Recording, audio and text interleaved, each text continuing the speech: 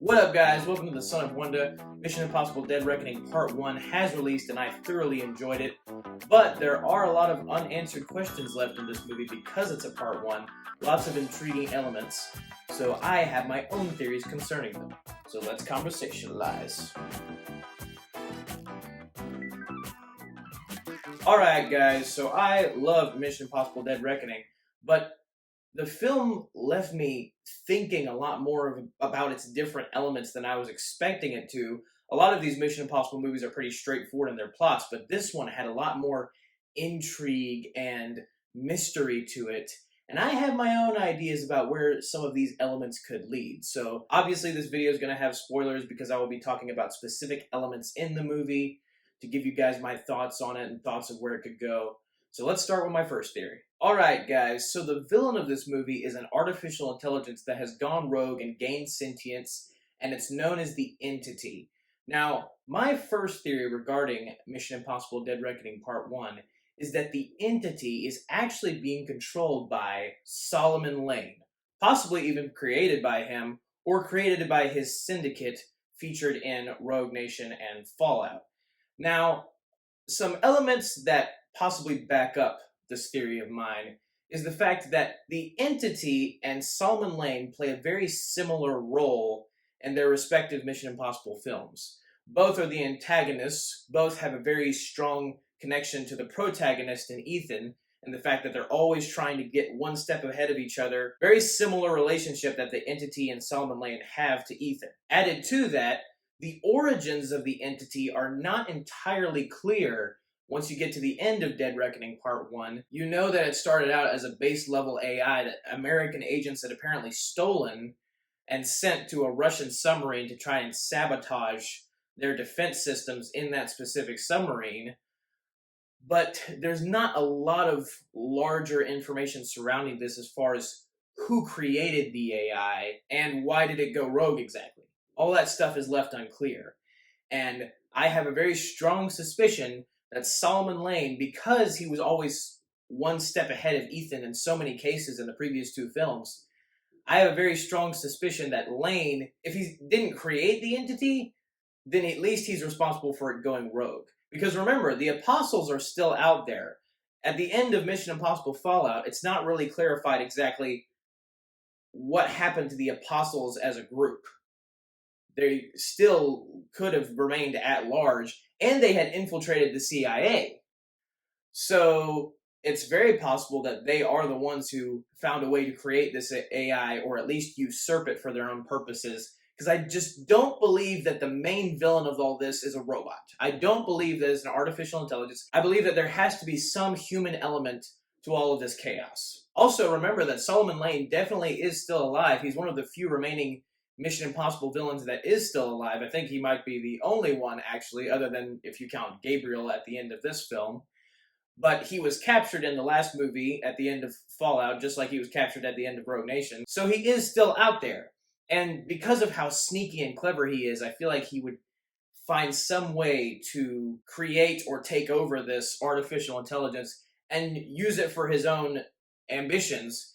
Because so much of what his motivations were in the past two films was he was a terrorist of sorts, but instead of trying to promote his own views on life, instead of trying to force them on others through terror, he was more so trying to destroy the governments that had basically created him and created the whole MIF and the what became the Syndicate. And he stopped trusting his own government. He stopped trusting all governments to do the right thing and do what was right for the greater good of humanity. And I feel like the Entity would be his clear ticket to making the world in the way that he wants to make it. And he warned Ethan about a larger threat rising, or at least it seemed that way in Fallout. Lane was trying to tell Ethan that everything that Ethan had worked for to try to keep peace and order in the world for so many years before that was going to just end up being in vain, because the governments of the world were going to end up basically destroying the world at the end of the day. And those are the same themes that are delved into in this movie. So I feel like all of these different correlations and connections are not for no reason, and I feel like Lane has a part in this, at least somehow. My second theory regarding this film is my favorite theory. And it's a theory that as I was thinking about the entity and what it exactly is and the mystery of where it came from, a lot of things came together that I feel like if they did this in Dead Reckoning Part 2, but if Solomon Lane or the Apostles or the Syndicate aren't the ones who created the entity, I believe that it is very possible the entity could be the rabbit's foot featured in the third film, featured in Mission Impossible 3, because in that movie, in Mission Impossible 3, no one ever finds out what the rabbit's foot is. It's left unknown. They even acknowledge this by the end of the film when Ethan asks his superior what was the rabbit's foot, and his superior, played by Lawrence Fishburne in that movie, says, if you stay with the IMF, I'll tell you what it is. But Ethan doesn't stay with the IMF. So you never find out what the rabbit's foot is. But just like the themes delved into in Dead Reckoning, the rabbit's foot seems to have some kind of correlation to World War III type stuff. Like, if it falls into the wrong hands, it could be detrimental to the entire planet. Or at least that's what is alluded to in that movie. Just like the entity. Just like how the entity has found its way into every government in the world and found a way to corrupt them and possibly bring about World War III and end up destroying the planet as we know it. Now, you might be wondering to yourselves, well, from what we saw of the rabbit's foot in MI3, from the little we know about it, it seems like a biological weapon, not like an artificial intelligence or something technological like that. I would agree. At the same time, in Dead Reckoning, Kittredge explains to Ethan Hunt that the next world war isn't going to be a cold one. It's going to be one that we fight for our ecosystem entirely, like breathable air, drinkable water, and that would have to be caused by a biological weapon. If those elements of life were threatened, that would be biological. And that's what makes me think that it's possible that the rabbit's foot has that biohazard sign on it to disguise its true nature. It's possible that the rabbit's foot was the actual base level artificial intelligence that the American agents stole that ended up being transformed and created the entity. And my other piece of evidence would be that there is a very specific scene in Mission Impossible 3. It's actually Benji's very first scene in the entire franchise, which is pretty cool. But when Ethan and Luther are asking Benji if he's found out anything about the villain in that movie, Davian's plans, Benji mentions the rabbit's foot.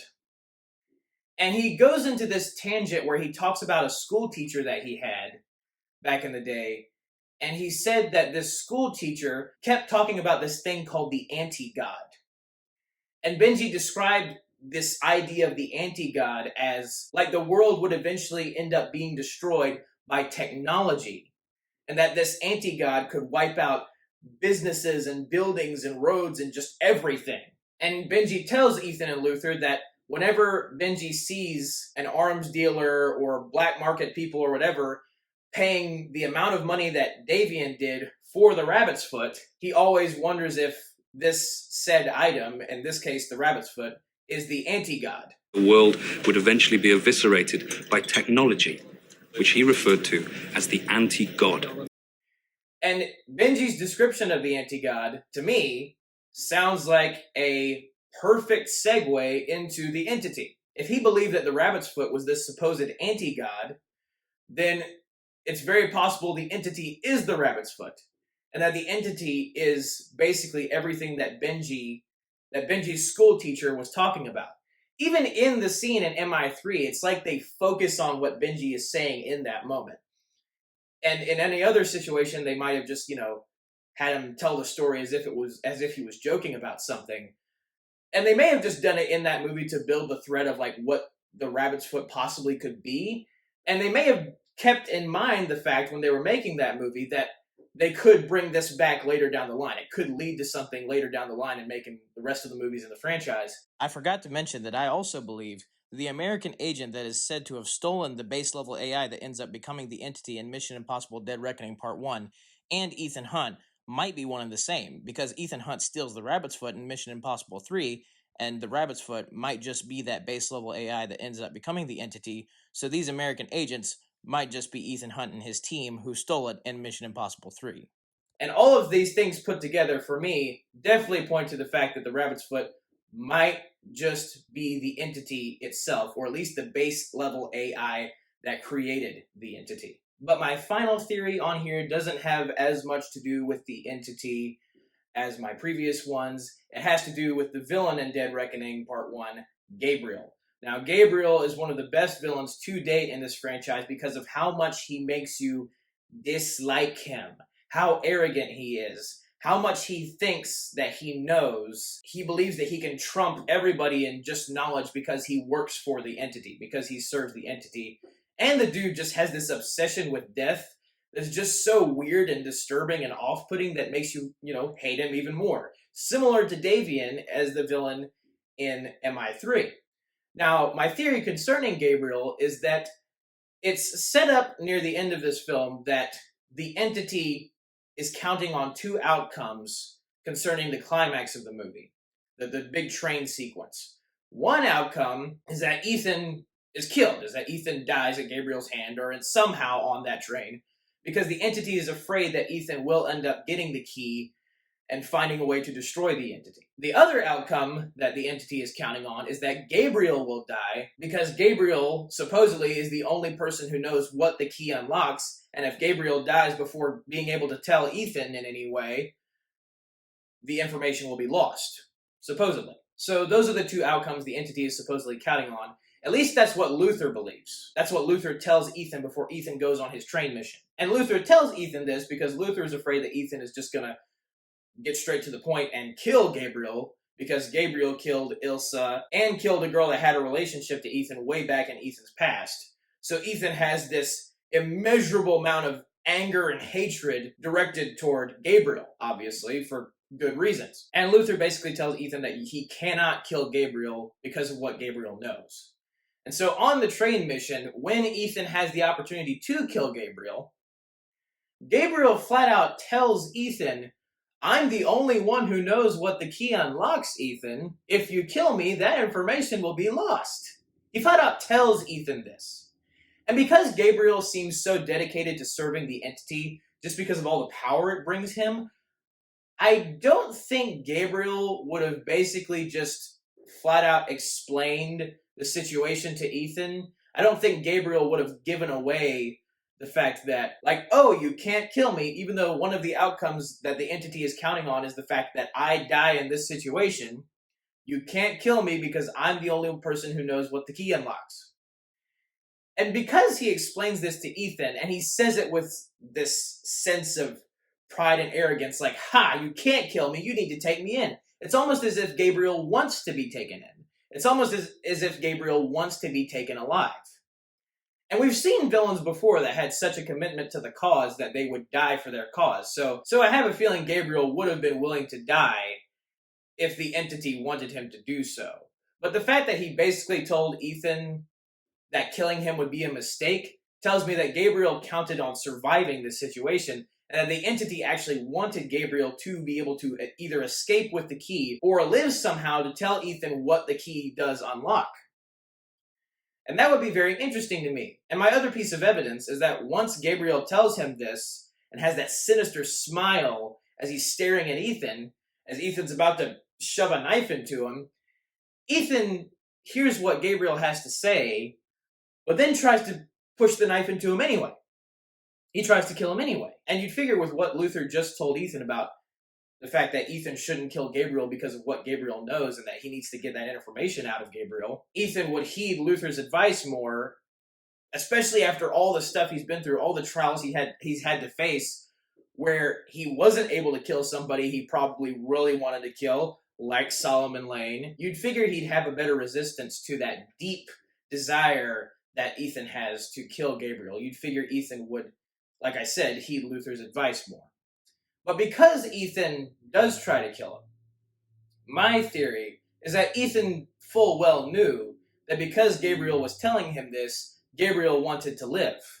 And the entity wanted Gabriel to live, regardless if Ethan was able to capture him or not. So Ethan realized that Gabriel actually needed to die in that moment to be able to defeat the entity in that moment.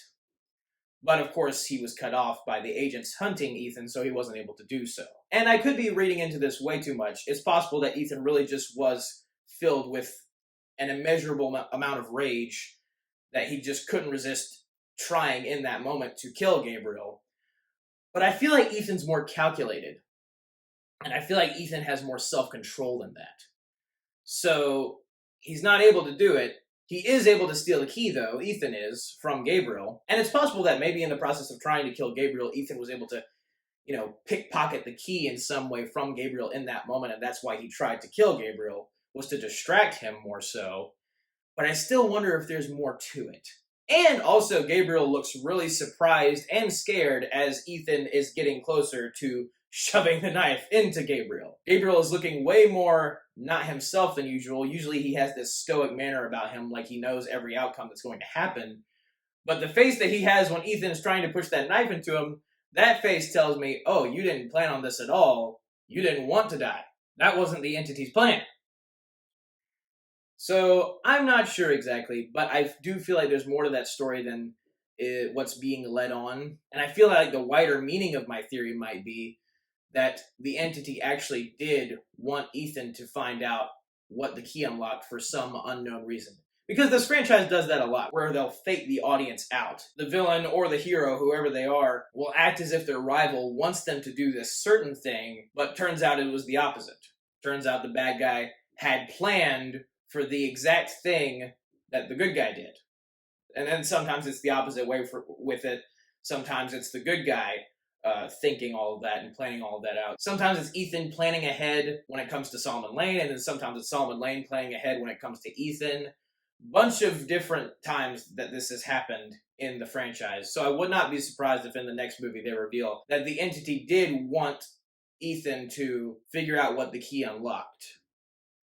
The entity clearly didn't want Ethan to have the key, but the entity may have wanted Ethan to at least figure out what the key unlocked for some unknown reason. Maybe the entity calculated that if Ethan knew this information, he might go a different way about doing a certain thing that would lead to the entity's victory. I'm not really sure, but this movie had way more of those intriguing elements and mysterious elements than I was expecting it to have, which is why I made this video. I wanted to get all my theories and thoughts out there of what could happen concerning Dead Reckoning Part 2, but I am very excited for it, and I have a feeling that no matter what happens, even if none of these theories come true, Dead Reckoning Part 2 is still going to be amazing. But thank you guys for watching. Have a very blessed day. May the Lord be with you. May the Fourth be with you. Goodbye. And that's a wrap. I believe that there has to be some human elephant. Wow.